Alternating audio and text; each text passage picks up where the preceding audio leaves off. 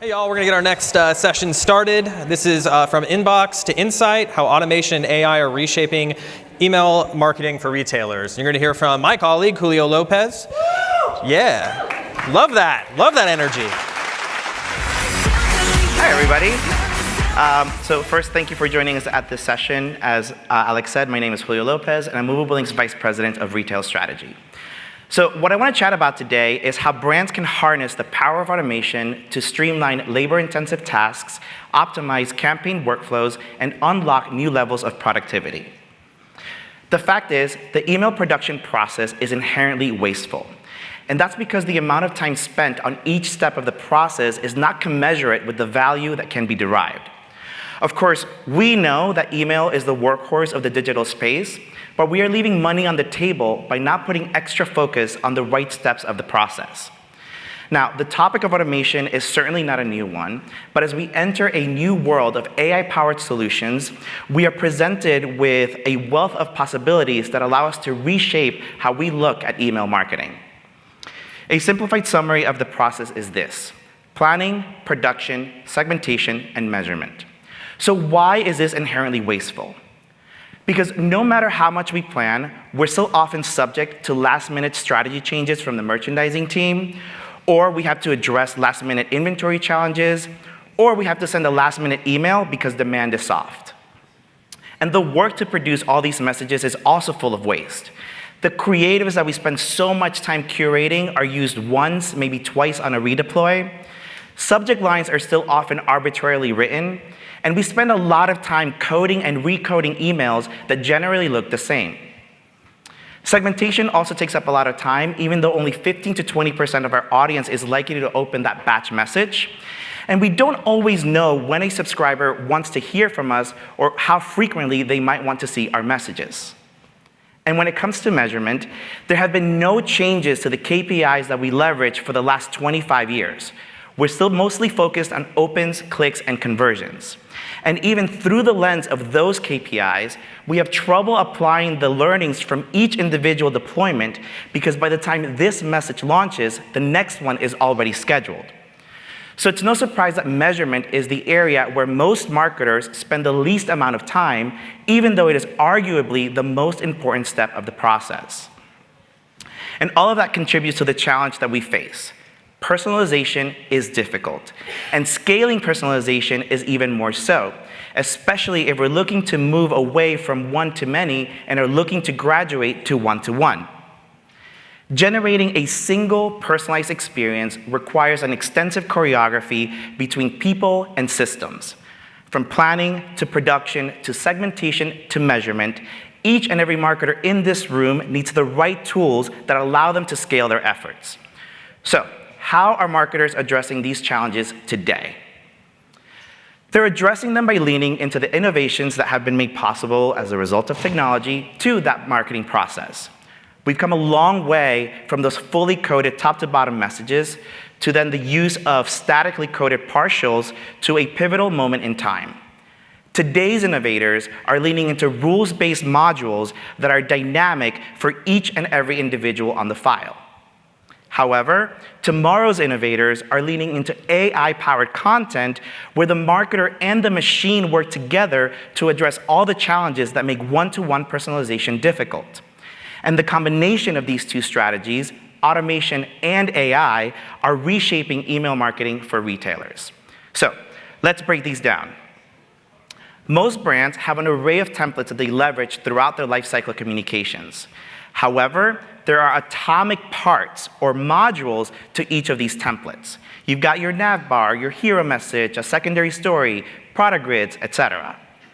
A dynamic modular approach necessitates that we dissect each and every one of these modules to optimize at that one-to-one level. A conventional marketer will simply send a module to everyone if the template calls for it. A more progressive marketer will only send that module to those who qualify for it. But an innovative marketer will ask themselves, how do I personalize this module for those customers who do receive it? This marketer moves beyond segmentation to a world of one-to-one messaging. For example, on the left, we have a typical product grid layout. It has a product image, brand name, and product price. Each of the elements in this slice is dynamic, and this savvy brand is able to select what content should or should not show for each individual customer. So for example, in the same layout, we have top rated, new arrivals, and best sellers. Different consumers will gravitate towards one or more of these treatments, and the dynamic nature of the module provides the marketer with a level of automation that allows them to quickly build an email message. And each of these grids can be personalized based on what we know about the individual. So for example, if we know that they are part of the loyalty program, then you can call out program benefits, like the number of points that they can earn. Here we can see in this example that this SKU would earn the customer 170 loyalty points. If the subscriber has an individual offer or a store-wide offer that's available, the grid can automatically update to showcase the price of the product after the discount is applied. So in this case, we can see that this customer has a 30-pound coupon available to them, and if we subtract that from the current price of the SKU, they would be able to take this home for just 5 pounds. Or perhaps we know that the customer prefers to shop in-store. The grid can contain a call-out that showcases product availability at their preferred location. So in this example, this fan that the consumer may have recently been browsing on the website recently is available at the local store, and the low inventory is called out. And these treatments are not mutually exclusive. Savvy marketers apply waterfall logic that dictates what does or does not show, allowing brands to account for multiple scenarios that address different consumer preferences and behaviors. So to account for those scenarios, we have to keep in mind that these modules are simply vehicles for personalization. There's a wealth of data that can be tapped for personalization, and that includes profile data, propensity data, product level data, and purchase intent. By combining these 4 P's of data, brands can deliver anywhere in the email a hyper-personalized experience. Michael Stores, for example, has many variations of their key messages module. These include cart abandon, browse abandon, search abandon, and so on. Here, waterfall logic is applied so the right message shows for each and every individual. And note that even though it is the same section of the email, the entire slice and design changes based on where that specific consumer is on their path to purchase. Still, rules-based modules will always be susceptible to the fact that they are set up by humans.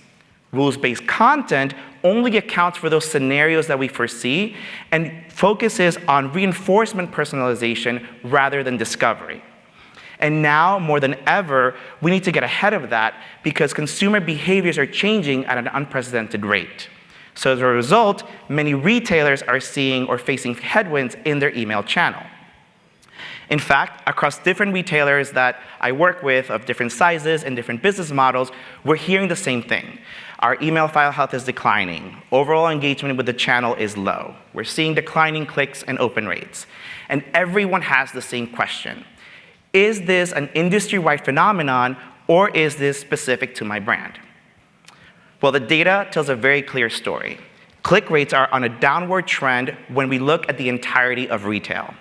So if you're experiencing pressure from your senior leadership, know that you're not alone. This has been a trend that has accelerated over the last couple of years. Interestingly, we're seeing a very different trend when it comes to conversion rates. In the same time period, we are noticing this upward trend. And what this tells us is that consumers who do interact with emails are likely to be making a purchase. And that can only mean one thing. We as marketers must be doing something right because the channel is driving conversions and therefore incremental revenue. Now, I could speak ad nauseum about the reasons for these trends, but I'll try to keep it simple and be brief. Click rates are being heavily influenced by the increase in email volume from most brands. There's much more noise in the inbox, and more importantly, the increase in sends is not aligned with customers' purchase repeat cycles. Additionally, there's been a shift in many retailers' promotional strategies, and those shifts fail to recognize the economic situation that most consumers find themselves in. So as a result, brands must find new ways to stand out in the inbox if they want to remain competitive. Conversion rates, on the other hand, are positively influenced by brands doubling down on valuable personalization. More brands are rethinking what it means to put the customer at the center of the experience. And if discounts are less and less of an option, then personalization becomes increasingly important. On a related note, brands are also putting more focus on their loyalty messaging, which is why we are seeing so many retailers revamp their membership programs. So, as personalization takes center stage, brands are leaning into agile personalization workflows that allow them to quickly meet the customer where they are on their path to purchase. And that's where AI solutions come in. So earlier we talked about those rules-based modules that can power certain sections of the email, like the product grids. But the fact is that the hero is the most visible part of the message. It's what's going to dictate your subject line, your pre-header text, and even your segmentation strategy. Most importantly, it's likely the area that's going to get the most engagement. As brands lean into those agile personalization workflows, they are rethinking how this part of the message is powered and are allowing AI to select the best content for each individual from a library of assets. So this removes the segmentation step in the email production process and allows the machine, within business rules that the marketer has set, to select who gets what content. There's no more needing to think about whether the Monday morning 9 a.m. email is going to feature men's, women's, or kids. The machine will decide the best content for each individual on the file. That naturally means that the creative assets are no longer one and done, but rather they live as long as they can in that library so they can be sent to customers at the right time.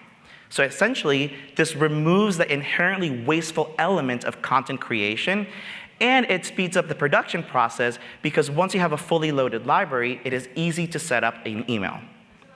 And with AI and this approach, new creative level insights are unlocked that help the marketer make better decisions about how to improve channel health.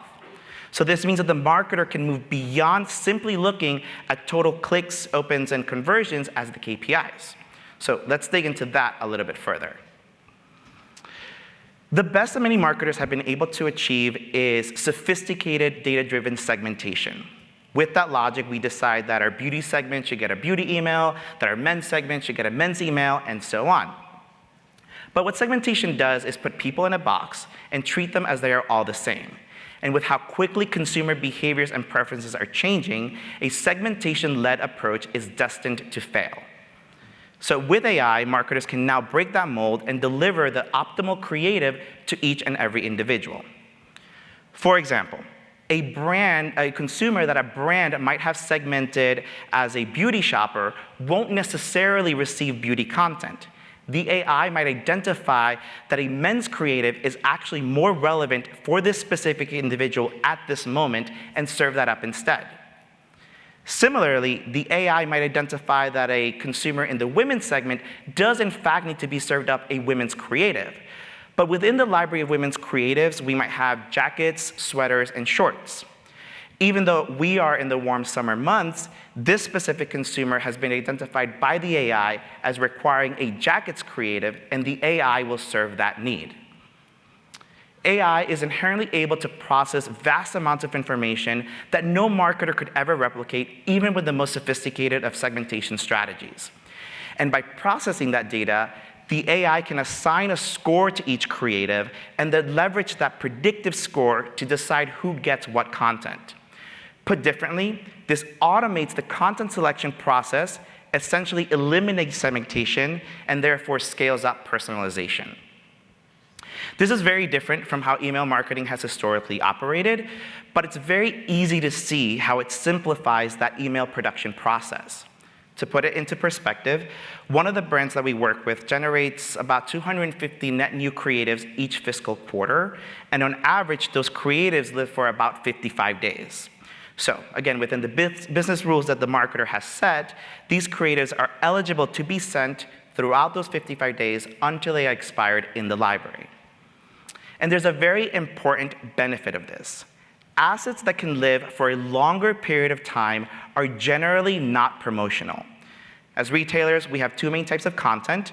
We have our branding moments and we have our commercial moments.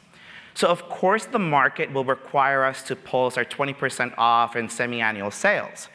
But the fact that the AI is also personalizing on these non-promotional creatives means that the brand will see lifts in clicks, conversions, and revenue without a direct impact to margins. Earlier, I mentioned that one of the key reasons that retailers are seeing those declining click rates is because of the shifts in their promotional strategies. So as brands look to improve their profit margins by pulling away from promotions, personalization like this becomes increasingly important. And both rules-based personalization as well as AI personalization have their place, and they can work together to bring more efficiency into the email production process. There is magic at the intersection of what the AI can dictate and what the marketer can dictate. For example, we talked about how AI works to select the best content for that hero message from a library of fully designed creatives, but maybe below that hero, the template calls for one of those product grids that we saw earlier. The content inside those grids can be informed by the theme of the hero to ensure that we have a cohesive message from top to bottom. And these product grids are just one example of the types of modules that can be shown. Your store locators, your cart abandon reminders, your loyalty trackers, all of them can work cohesively inside the message to deliver a one-to-one personalized experience. And changing our approach to email in this way allows brands to look deeper into channel health metrics. The traditional metrics are indeed important, but how can we only look at the same metrics that we have been using for the last 25 years if we are stepping into an AI-powered future? Creative-level insights allow us to ask these questions. How effective is this creative at driving opens? How effective is this creative at driving clicks? And how effective is this creative at driving conversions?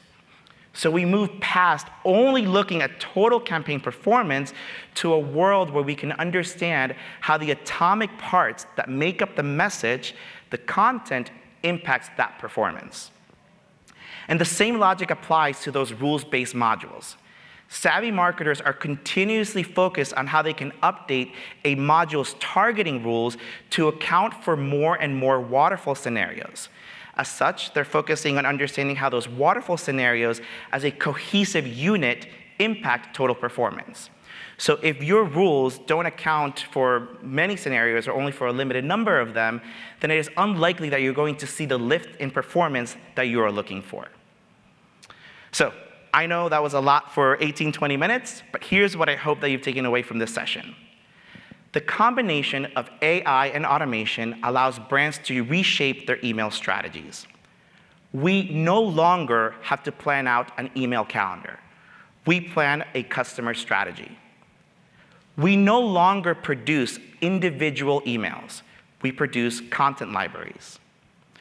We no longer focus on segments, but rather on individuals. And we no longer focus on only measuring total send performance, but rather how the content drives results.